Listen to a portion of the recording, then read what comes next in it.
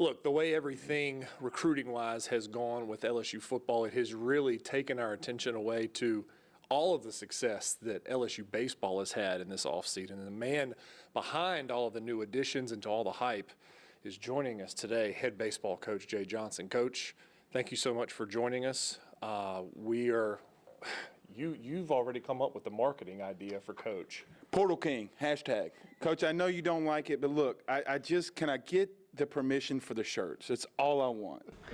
Hey, we're in the NIL world now, right? So I might as well join the party, I guess. You could be the first coach with an NIL deal. I'm okay with that. But we say that to say this, how much success, like in your eyes, did you guys have in the portal? Did you get everybody you wanted? Are you done?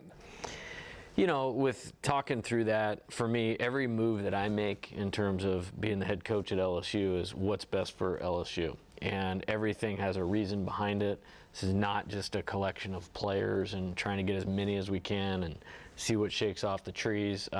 That's been a recruiting model in the past at other places. But for us, you know, we're trying to build a national championship caliber program. And in doing that, if you looked at where we finished the year, where we want to go, maybe the gap between, you know, being the fourth place team in the SEC, winning 40 games, good accomplishment. But to be the last team standing, you know, there's things that we needed to improve, and really all the moves that we've made, I believe, push us closer in the direction we're trying to go. To be a national championship caliber team, you need guys that have been to a national championship, and Christian Little was one of those guys that you got in, and I think he was one of the ones that got everybody excited, obviously because of his production, but he's still very young to be in college and still has a lot of development left to go. Yeah, for sure. We're really excited about that. I mean, if you took the number one thing we were lacking was true starting pitching. And the ability for a guy to get through the order 2 times even, you know, get close to getting to that 5th or 6th inning. And in games where our starter did extend, we had to be really successful because you could really shorten the game, had some nice pieces out of the bullpen. So if we can get guys deeper into the game and shrink what those guys have to do, that's a really good recipe for success. And we believe he's a player that can help us do that. He's got tremendous talent, tremendous ability, young, as you said, so really coming into his own, and we believe the best is yet to come for him, and we think that's going to be in 2023 at LSU. And offensively, the 2 guys that you got, the 2 bats, anytime a guy bursts on the scene and has a name like Tommy Tanks, like that has to be so exciting. A guy that was leading the country in home runs through the first month, the first 3 weeks, and then you've got Pineda, who's also good with the stick, but very, very good defensively, which I know was a huge issue this year. How good are those 2 guys at evening out what you needed? Yeah, I think when you look at Tommy, you know, it's always like, where are you replacing? What's the biggest need of replacing in your team? And at least offensively, you go right to Jacob Berry, hit 400 in SEC play. It kind of feels like he wasn't here because he was only here for a year, and then we had the injury at the end of the season, but he hit 400 in SEC play. Had 15 home runs. I mean, unbelievable season as far as making contact. He had so few strikeouts. The best hitter in college baseball, in my opinion, going into this draft, is Jacob.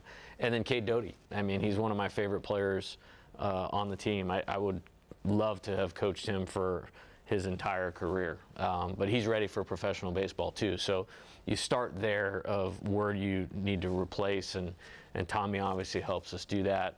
27 home runs, great hitter. And then as far as, you know, the rest of it, really wanting to improve defensively and adding infielders and middle infielders, we think can help us be a better defensive team as well. So certainly excited about that. With the guys that you have coming back, Trey Morgan, Dylan Cruz, does putting a guy like Tommy Tanks, putting a guy like Pineda, does it balance out the lineup even more? Because I feel like at some points it was very top-heavy this year. Yeah, no question about it. And that's really, really important. If you look at the teams at the top of the league, I believe we were one of the best offenses in the SEC, no question about that. But you look at a Tennessee, Arkansas, Texas A&M, I mean, the depth through the order was something that really stood out to me. Auburn, you know, in their own way as well. So I think the more you can lengthen the lineup, and I do think at times we had that dynamic going this year, the better off you're going to be. I think also creating different types of hitters and different types of skill sets of, balanced attack offensive guys, skill guys, run producing guys. I think we're going to have a good blend of all of that. And, I'm always working to just create an ideal team. And I think we have added some guys with skill sets that will help us do that. Coach, looking back on the season, you talked about starting pitching. You talked about just getting a guy through the lineup at least twice. But then when you look back and you look at your team's ERA, it was 35th in the country, meaning your bullpen was really dominant down the stretch. Can you talk about just how crucial it was for them? I mean, Coach, I just remember, Paul coming in and like, man, this is a tough spot. He'd get out of a jam. When you look back holistically at the season and you look at like a stat like that, what really comes to your mind? I'm really proud of those guys. I think Coach Kelly, who moved on to be the head coach at Washington, did a terrific job with what we had. I think he was the perfect pitching coach for the group that we had this year. I think it was a lot of work in terms of lining them up, managing the game, but I'm very proud of those guys as well. I think at the end, I think we kind of just had to go to them so much that they weren't quite the same by the time we got to the regional and to the SEC tournament. And so that's something we want to be aware of. I think when I got here, and Coach Maneri was great about this, of like, hey, you're going to have to go increase the pitching talent that's in the program right now. Like, hands down, that is the most important thing that you need to do. And, he wasn't wrong. I mean, I think that Mikhail certainly was kind of the savior of the season. Yes. And I can't imagine where our team in 2022 would have been without him. And certainly there were some other guys that gave us good performances. I think the highlight of the team was really Paul Gervais, as you mentioned, Eric Reiselman, Riley Cooper. Those three guys really did a lion's share of the work in high leverage innings. And we scored a lot of runs, but sometimes those runs came late in the game. And so we had to go to those guys sometimes early to stop the bleeding, keep us in the game, and then let our offense do the work. So really proud of those guys' seasons. I'm excited to have Riley back. I think Eric will move on to professional baseball for sure. Paul may as well. I met with him last week. If the opportunity is not right, we'll definitely welcome him back here. Coach Wes Johnson's actually up there today. Had breakfast with him today and talking about some things. So we'll kind of monitor that. But those three guys, and I don't want to leave anybody out because there was more guys that did a really good job, but those three guys, kind of saved the season. Coach, sorry, Matt, but Coach, we've been known to see a lot of the guys, the USA team, and there's a lot of guys that are in the portal, out of the portal. How do you maintain the guys that you might want to target in the portal, maybe going? I know there's a big thing in Atlanta last couple of weeks. And then obviously, the guys that are coming in that are freshmen. I mean, I don't know how you would even balance that. I mean, how difficult has that been? And really just your recruiting process. We've talked to guys on our show about you going in-house, you talking to them. What has that been like in this whole recruiting process and everything being so new?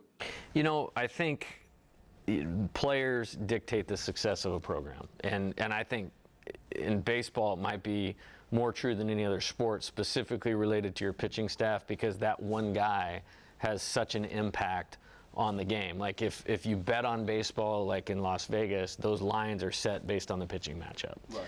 So recruiting is everything. I mean, in running a program, it becomes down to recruiting, development, establishing the right culture. So I think we've kind of had it on our minds that this was going to be, something we have to come in and we have to make sure you can match up. Because if you can't match up in the SEC, it's going to be a tough go around. And I'm proud of our team for what they accomplished this year, but we want to continue to elevate that the longer we're here. I remember, saying to the team, and like giving a vision for the future of what maybe the next 23, 24 team would look like. It was going to be the best players from this team that had an opportunity to return. Dylan Cruz, Trey Morgan, Jordan Thompson, there's more, but you start there. Then, we recruited really well initially in the summer and the fall with the high school class. We're certainly going to lose some of those guys in the draft, but some of them are going to be here. That's going to be another layer. And then when you put those two groups together, the transfer portal of the right fits for us.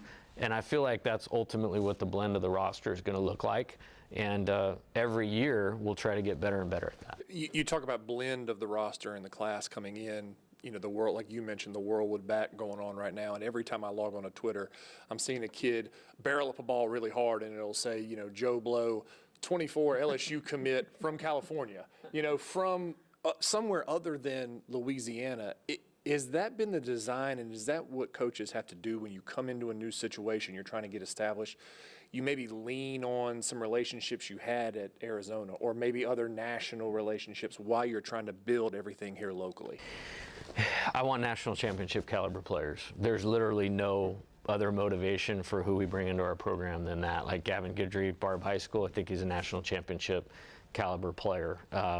You know, and asked about that in this class. Sure, there's going to take some time for us to establish relationships here, but we did commit the 1, 2, and 3, and 4 ranked player in the state of Louisiana for the class 22. Pretty good. So for me, there is no other bar or barometer than, are you an Omaha caliber player?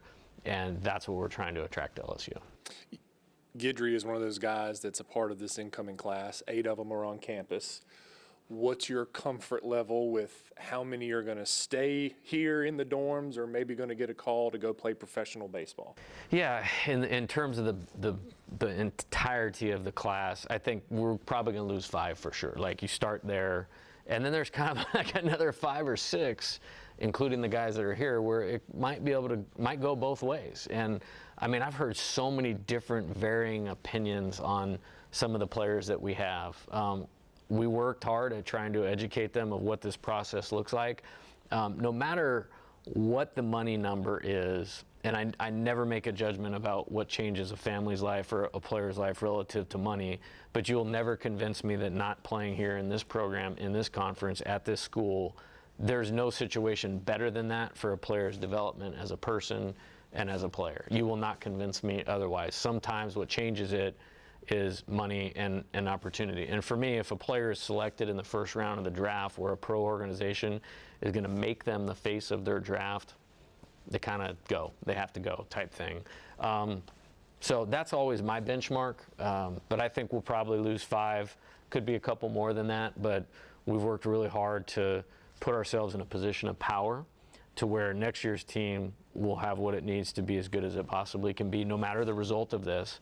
And then you just kind of assess after that. I'm more looking forward to getting past next Tuesday to kind of have an eye on, okay, now we have a little better picture of what 2024 is going to look like.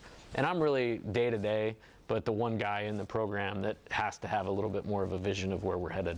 How hard do you beg when they get drafted? I mean, I'm being serious. Like, if Gavin Guidry goes out there and goes late first round and the money is kind of on the fence of what he wants, like you said, you can tell these kids, hey, you're getting X amount.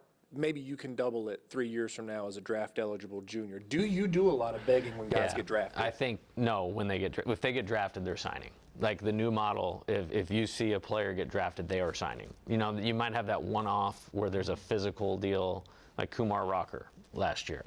There's 1 or 2 of those. But if you see a player drafted in the top 10 rounds, they are signing. It has been agreed upon, regardless of what anybody says, that's what's happening. So when you don't see those guys get drafted, that means there was a gap between what their value was and what any team was willing to pay them.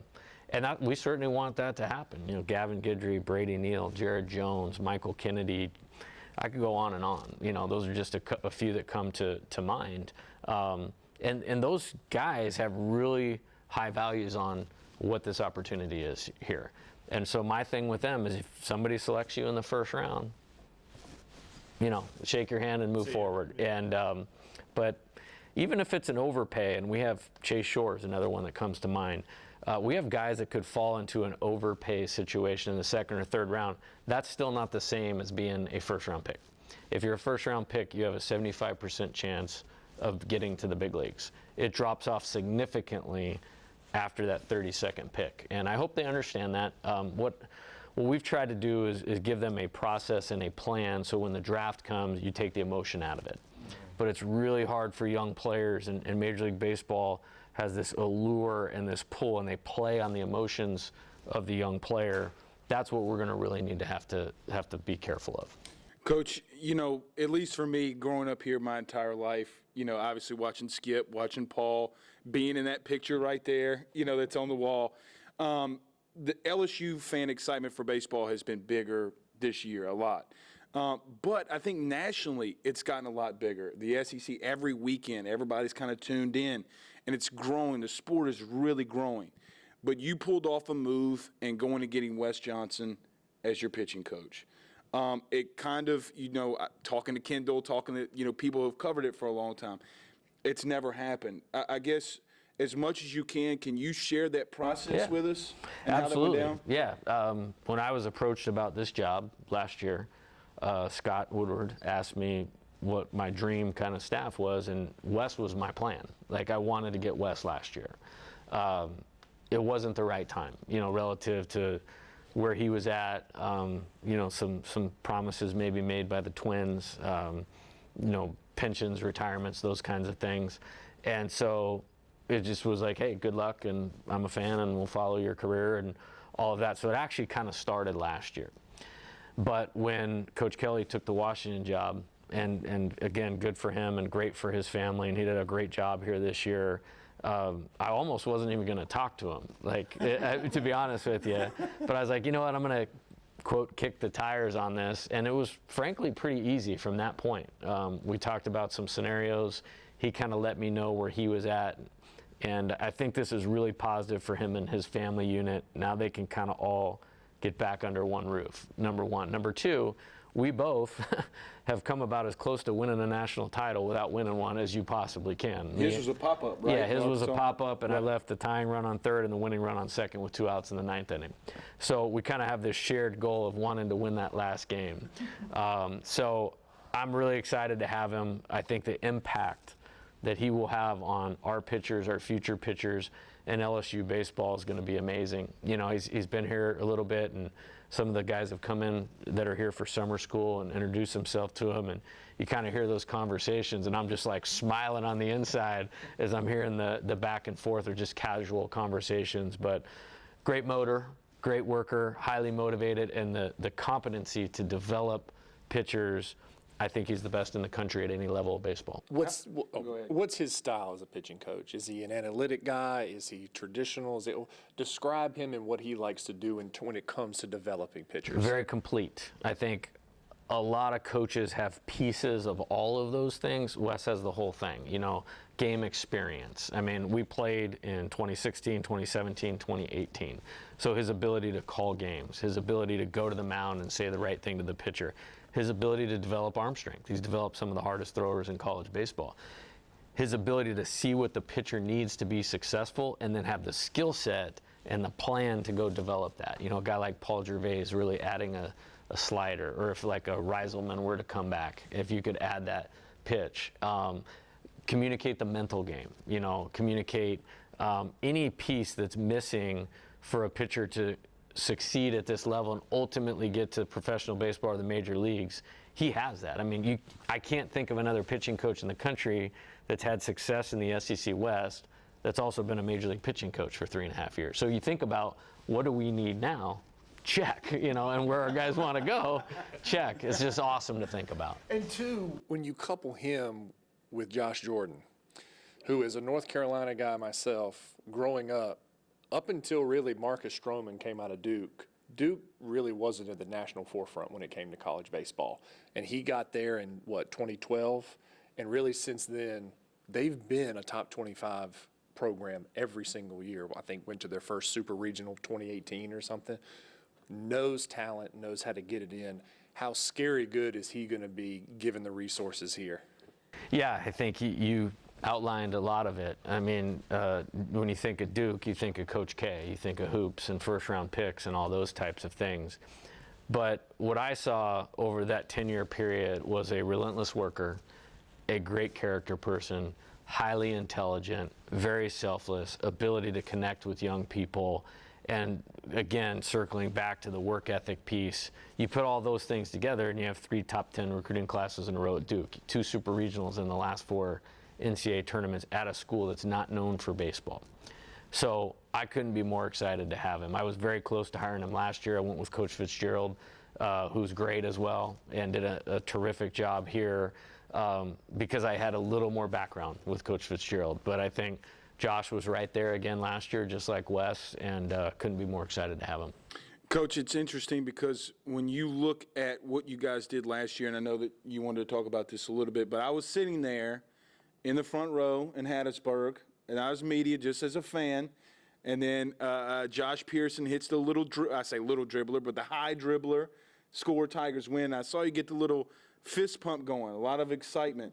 Coach, that was the most emotion that I saw out of you probably all season.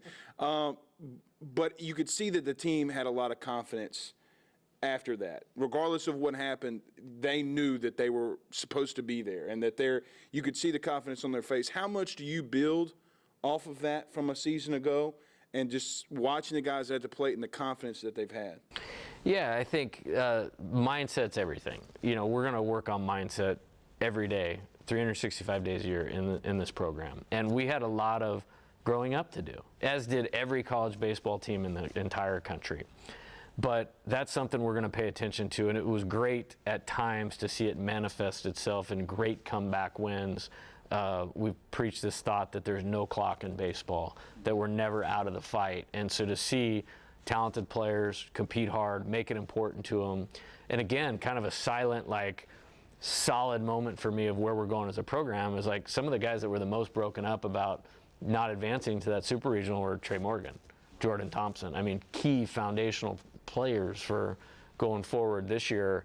It makes you feel good as a coach, but I was completely proud of those guys. It came down to one thing: we could not get 27 outs without them crossing the plate too much, where offensively it was just too much pressure to put on those guys to continue to score runs against a very elite pitching staff. So this was not an effort thing, this was not a culture thing, this was not an attitude thing. This was taking one area of the program that we need to make sure is better going forward and do everything we can to make that area better. But as far as the fight, the toughness, we've laid a really good foundation. Do you watch this summer? You know, I think it was a couple nights ago or last week, Trey Morgan was in left, had a really nice catch and throw in. I know that he's a defensive wizard. You know, one of our colleagues, Zach Pearson, who played here, he called him the wizard, and he's a wizard over there at first. But do you monitor what he's doing this summer when he gets out there and left? And I know Jordan Thompson did the same. You know, we want to create a balanced team with a lot of options. The pieces they'll fit together themselves. The players will kind of decide how that goes. I think versatility is good, A, for our team, B, for those players. You think about a guy like Jordan Thompson, and how does Jordan Thompson become a major leaguer? Probably the same way as Cade Doty, of taking really tough at-bats and has the athleticism to move all around the diamond. Left field or right field, whatever, is not my first thought when I think of Jordan, right. But his ability to go out and show that he can do that, awesome. Same thing with Trey. So I think it's really good for those guys in terms of building their profile as a player, gives us more options as a team, and you know, I don't want to leave anything on the table that's off the table or on the table that's going to help us create our best team. In your mind, how close are you to being an elite program, top 10 in the country, super regionals, Omaha?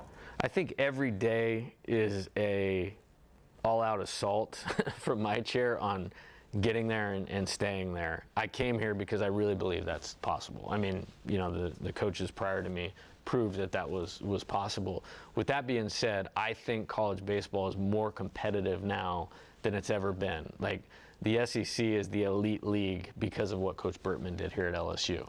And then schools followed suit in investing in baseball. And for me, I just look at it as the ultimate challenge. You know, I really wanted this team to go to the College World Series because outside of those three players from Arizona, nobody at LSU has been to Omaha. And so I want this team to experience that.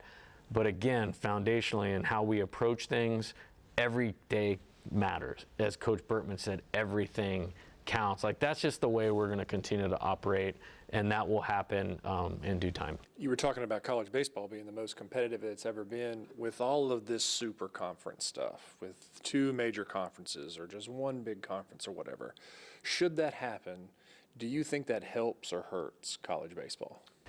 I don't know. I mean, I've had so many questions about the changing landscape in college baseball, which I have nothing to do with, or college athletics, which I have nothing to do with.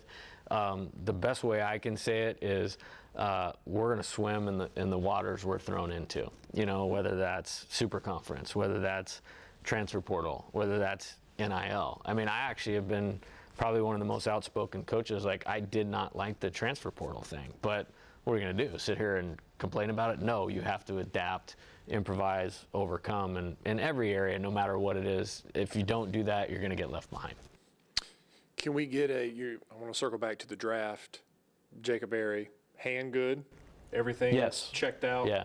Because you mentioned Kumar Rocker, and I just can't help but going over, because at some points in during the season, you know, Jacob was in that first round, first overall, you know, conversation. And I think if we saw anything with Kumar last year with the Mets, it really doesn't matter. If there's one little thing wrong on a physical, you know, whatever, they're not going to give you the money. They're not going to take you where they think you will.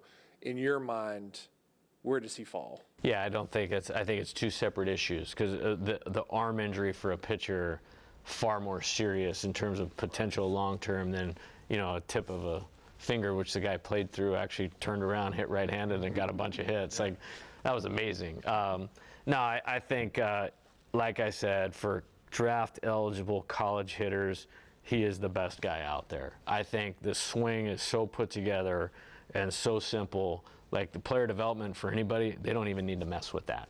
I mean, I think he's so advanced. The mindset is good. The aptitude's good. The work ethic, the makeup's all there.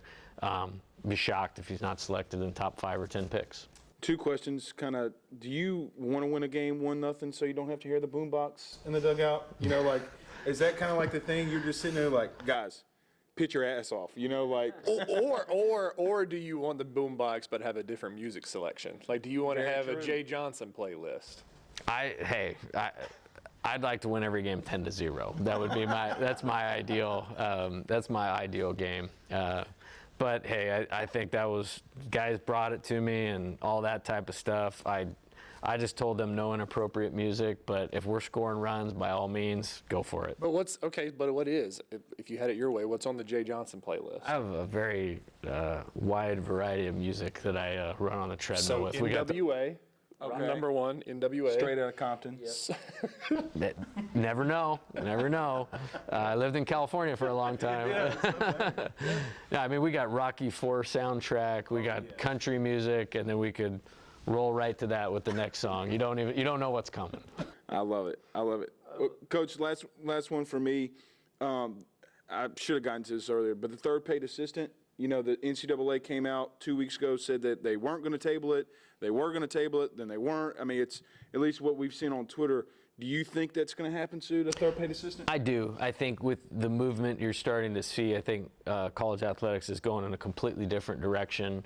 I think being, you know, in the SEC and at the heart of the SEC right now is a good thing, and I think that will happen sooner rather than later. How much do you need it? How much do you? I mean, it's got to be nice to have that third guy there with you. Yeah, and we have a great one in Mark Wanaka. I mean, that's been my right-hand guy for a long time, and we've won a lot of games together and have developed a lot of players. I mean, you know, I was counting at one point this year, I think we had 13 players that were active in the big leagues on one night. And that's something I'm really proud of, and Mark has been a big part of that, as most of them are position players.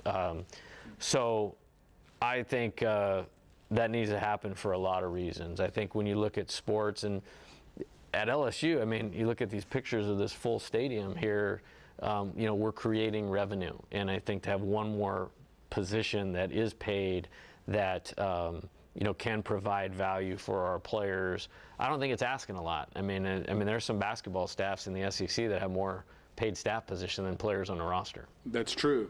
I'm not going to say if we're one of them, but we are. Hey, if we are, great for Coach McMahon. Right. Well, Coach, thank you so much. It's always a pleasure getting up with a great baseball mind like you, and we'll let you know when those Portal King T-shirts come out. We'll get you one. I'm out of it. It's all on you guys. Well, you heard it here. I mean, we got it on camera. I mean, Coach, I do have 1 year left of eligibility. Franklinton High School, 2007, hit 753 for 4. I got thrown out at first when I hit a ball in right field, but we'll digress on that one. Everybody has their strengths. You know? Mine was not running, Coach. All right, Coach, we appreciate it. Thank you so much. See you guys next time.